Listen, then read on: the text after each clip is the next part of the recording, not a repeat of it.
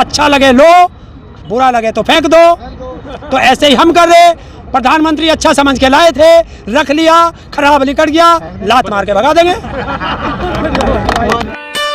अरे तुम्हें नौकरी मिल जाती, वो 2 करोड़ रोजगार दे देता तो तुम आज इसे लेकर नहीं आते, कहीं बैठे ऑफिस में मौज करते। वोट दिए होते तो हमें नौकरी मिल जाती। अरे ये तुम जैसों ने नाश किया है।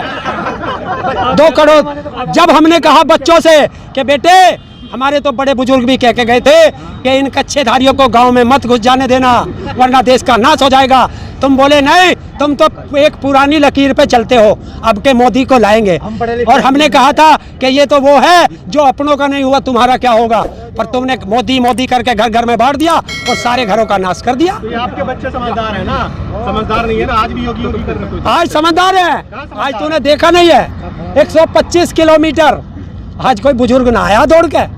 हमारे बेटे ही आए हैं और कसम खा के जल लाए हैं और रोज जल बेटे ही ला रहे हैं आजकल। तो आपके बच्चे तो ट्विटर पे ट्रेंड करा रहे हैं, मोदी जी धन्यवाद। वे हमारे बच्चे धन्यवाद नहीं कर रहे, हमारे बच्चे तो कह रहे सीधा पनौती है देश के लिए। वो तो तेरे जैसे 2-2 रुपए के IT सेल के मेंबर हैं। जिस भाषा का सवाल करोगे जवाब उसी भाषा का मिलेगा। आपकी बात ना करे तो बीजेपी। मैंने ये कहा मेरी बात बिल्कुल मत कर, इन किसानों की बात बिल्कुल मत कर। जो दिखाना सच दिखा। मैं खालिस्तानी हूँ तो खालिस्तानी दिखा, मैं टुकड़े टुकड़े गैंग हूँ वो दिखा, मैं माओवादी हूँ वो दिखा, मैं नक्सली हूँ वो दिखा। बता किसके हाथ में राइफल है नक्सली के? बता। और बता खालिस्तान दुनिया के किस नक्शे में? तो फालतू की बकवाद करना ये शोभा नहीं देता देश के राजा को। और सुन, संसद में खड़ा होके उसने इस किसान को आंदोलनजीवी कहा था, इस किसान को परजीवी कहा था नहीं कहा था। और पूछ, अगर हम आंदोलनजीवी थे, हमें फक्र है कि हमारे बड़े बुजुर्ग, हमारे पुरखे के जिसके हम DNA हैं, वो आंदोलन करके इस देश को आज़ाद करा के गए थे। और इससे पूछ, अगर ये आंदोलन ये इसने बांग्लादेश के लिए बांग्लादेश में कहा जाकर के कि मैंने तो बांग्लादेश की आज़ादी के लिए आंदोलन किया था। तो जब बांग्लादेश के साथ पूरा भारत खड़ा था तो इसने आंदोलन किसके लिए किया था? पाकिस्तान के लिए। और जिसको ये खालिस्तानी कहता है, यहाँ ना भैया, यहाँ ना एक सज्जन यहाँ हो, इस पगड़ी को देख के खालिस्तानी कहता है।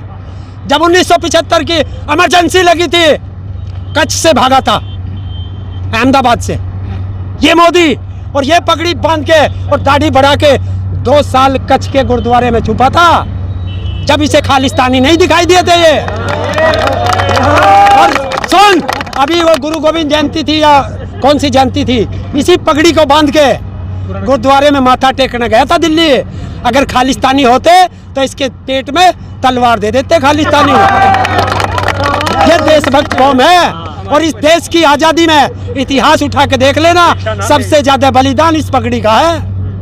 मोदी जी के बारे में आप बहुत कुछ जानते हैं। देखिए, जो देश का फेंकू होगा उसके बारे में सब जानते हैं। सुन ले, मुझे उससे जानने के बाद भी प्रधानमंत्री आप किसकी तुलना कर रहा? एक भारत के देशभक्त किसान की किससे कर रहा है? गद्दारों से। अरे बता, जब देश की आजादी की लड़ाई लड़ रहे थे, RSS वाले कहाँ थे? कहाँ थे? अंग्रेजों के चाटुकार थे। और फिर कहता हूँ पता नहीं था। मैं फिर कहता हूँ, अरे सुन, तुझे पता था, तुझे पता था। मैं फिर कहता हूँ कि ये किसके DNA है?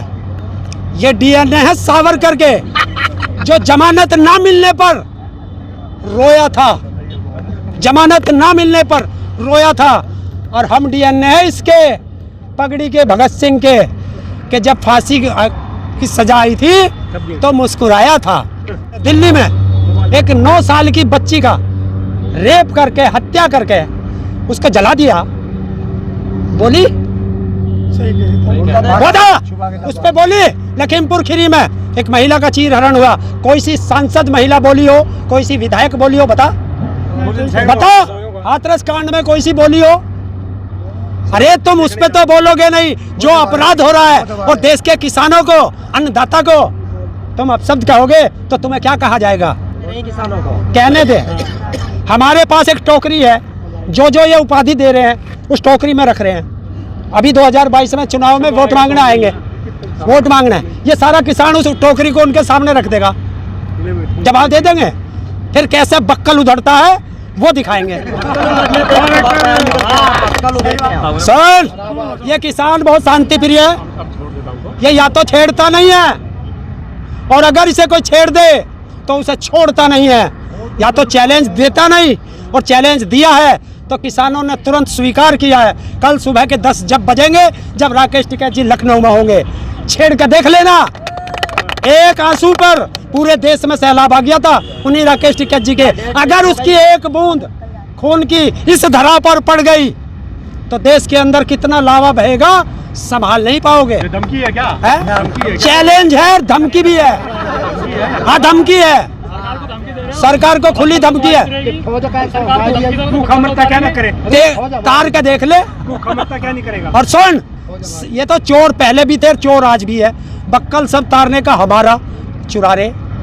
झंडे का तिरंगा रंग हमारा, ये क्या भगवा है? तो ये तो चोर पहले भी थे, चोर आज भी है। आप इसलिए चिल्ला रहे हैं ना कि आपके नाम से कोई प्रॉपर्टी नहीं है। क्या प्रॉपर्टी नहीं है? कौन माइका लाल कह रहा? किसान हूँ, खेती की जमीन मेरे नाम, घर मेरे नाम, ढूंढ लो, इनके बाप को नहीं मिला। वो छोड़िए, आपसे आखिरी सवाल, ये कार्टून क्या खेल रहे हैं? कुछ भी ना। पहले सरकार कार्टून जारी करती है, फिर आप लोग करते हैं, फिर कार्टून का दौर चल जाता है। ये क्या कार्टून? देखिए, मुद्दे से भटका। छेड़ा किसने? सरकार। तो जब छेड़ोगे तो जवाब तो मिलेगा। यूपी बीजेपी है? UP BJP. और जवाब किसे मिला? जवाब किसे मिला? यूपी बीजेपी के ऑफिशियली हैंडल पर बिना मोदी और बिना योगी की सहमति के कोई इतना बड़ा स्टेप ले लेगा? नहीं, ले लेगा? नहीं, ये राकेश टिकैत जी के ट्विटर हैंडल पर राकेश टिकैत जी की बिना अनुमति के कोई डाल देगा? तो किसकी सहमति है? मोदी की और योगी की। तो जवाब किसे दें? जा, और नरेंद्र तोमर को भी और मोदी को भी चैलेंज हमारा। यहाँ पर आगे बात सुन, परसों की तारीख है, आज क्या तारीख है? 8 तारीख रख ले। 8 तारीख है, सुबह 12 बजे का समय है। यहाँ बात करें, इस बॉर्डर पे आ जाए, टिकरी बॉर्डर पे आ जाए, सिंगो बॉर्डर पे आ जाए, खुली वार्ता के लिए किसान तैयार है। जा, जगह, समय और डेट हमने दे दी, ना तो वो दे डेट, समय।